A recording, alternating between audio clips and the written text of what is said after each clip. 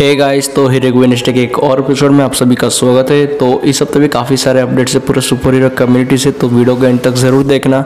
अगर चैनल पे कहीं से भी नए आ गए हो तो सब्सक्राइब करना मत भूलना, क्योंकि ऐसे सुपर हीरो फैक्ट्स और सुपर हीरो न्यूज़ को हम कवर करते हैं। तो हे गाइस, मैं professor Voris and without wasting any more time let's begin this video.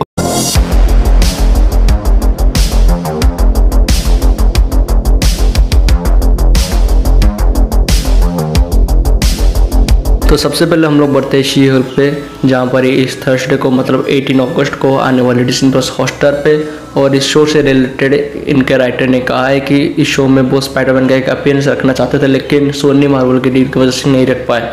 तो शायद हो सकता है कि नो वे होम के बाद सोनी मार्वल के डील को कुछ फाइनल ना किया गया हो।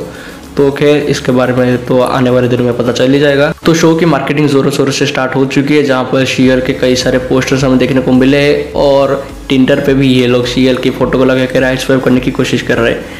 यार टिंडर तो मैं चला था नहीं, लेकिन लगता है अब चलाना ही पड़ेगा। शी हल्क की बात हुई है तो उसके कज़न हल्क के बारे में बात कर लेते हैं। तो उड़ती हुई चिड़िया से खबर है कि हल्क के जो राइट्स है यूनिवर्सल पिक्चर के पास वो जून 2023 में मार्वल वाले के पास वापस चले जाएंगे। तो इसको देख के लगता है कि शायद वर्ल्ड वार हल्क बन सकता है। खैर हो पे दुनिया कायम है। वैसे भी हल्क की सोलो मूवी या फिर सोलो सीरीज कौन देखना नहीं चाहेगा। तो आपका क्या ओपिनियन इस पर मुझे कमेंट सेक्शन में बता देना। तो अब हम लोग बढ़ते हैं क्विक अपडेट्स पे। तो सबसे पहला अपडेट है कि डीसी के जो दो शो थे डूम पेट्रोल और टाइटन्स, तो उस शो को कैंसिल करना पड़ सकता है। देखो फिलहाल के लिए बस एक रूमर है, लेकिन मैं पर्सनली नहीं चाहता कि शो कैंसिल हो, खास करके टाइटन्स। अगर आप लोगों ने टाइटन्स अभी तक नहीं देखी तो मैं आपको हाईली रिकमेंड करूँगा, जाके देख लेना, नेटफ्लिक्स पे अवेलेबल है। तो आगे बढ़ते हैं डीसी के एरोवर्स पे। तो एरोवर्स के जो क्रिएटर थे ग्रेग बर्लेंटी, तो उन्होंने DCU ज्वाइन कर लिया। जैसे मार्वल में केविन फाइगी थे, वो अभी DCU को संभालेंगे। खैर मुझे लगता है कि ये बेस्ट डिसीजन हो सकता है, लेकिन CGI के मामले में मैं अभी भी कुछ नहीं कर सकता। तो अगली अपडेट है इड्रिस इल्वा से, जो कि मार्वल में हैमडल का रोल प्ले करते। तो उन्होंने कहा है कि DC में उनका रोल मेजर होने वाला है। आपने DC के सुसाइड स्क्वाड में इनको ब्लडस्पोर्ट के रोल में देखा होगा। खैर मैं तो इनको देखने के लिए ज़्यादा एक्साइटेड हूँ। और वहीं पे लोकी के सीजन 2 से कई सारे सेट इमेजेस हमें देखने को मिले फिर से, जहाँ पर हम लोकी सिल्वी दोनों को भी देख सकते हैं। लोकी की बात हुई है तो उसके भाई थॉर पे भी बात करते हैं हम लोग। तो अगली अपडेट है थॉर लव एंड थंडर से, जहाँ पर थॉर लव एंड थंडर के कई सारे सेट इमेजेस हमें देखने को मिले, जहाँ पर हमें लड़के को भी देख सकते हैं जिसके साथ थॉर को किस करते हुए हमने देखा था, वो वुल्फ के पीछे। तो ये और कोई नहीं, क्रिस हेम्सवर्थ की वाइफ एल्सा पैट की है। थॉर लव एंड थंडर की बात हुई है तो उसमें हरक्यूलिस का रोल प्ले करने वाले एक्टर ब्रैड गोल्डस्टाइन पे हम लोग बढ़ते।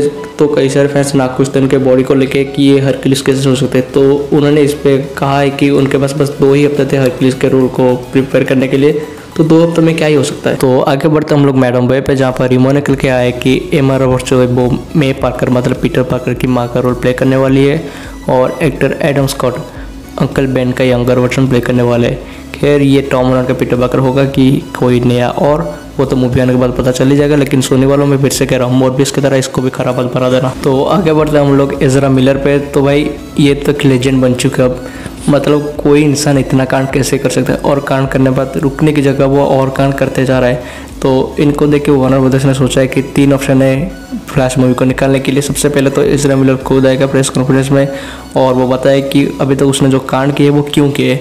और दूसरा ऑप्शन है कि एजरा मिलर के बिना ये सब प्रमोशन करेंगे मूवी का। और तीसरा ऑप्शन है कि बैटल की तरह इसको भी कैंसिल कर दो, जो मुझे लगता है कि नहीं करना चाहिए, क्योंकि मूवी पूरी तरह से कंप्लीट हो चुकी है और एजरा मिलर का डबल रोल है उसमें। अगर रीशूट भी नहीं करना है तो एंड में इसको रिबूट मार दो ना ग्रैंड चेस्टनर या फिर किसी और नए एक्टर के साथ, तो वो कुछ है, लेकिन मूवी को कैंसिल मत करो प्लीज़। तो अब हम लोग बढ़ते हैं पीस मेकर पे, जहाँ पर ये ऑफिशियली अमेजोन प्राइम पे आ चुकी है और इंडिया में भी आ चुकी है। बस दुख ये है कि इंग्लिश में सिर्फ अवेलेबल है, हिंदी में नहीं। हाँ सबटाइटल है इसमें।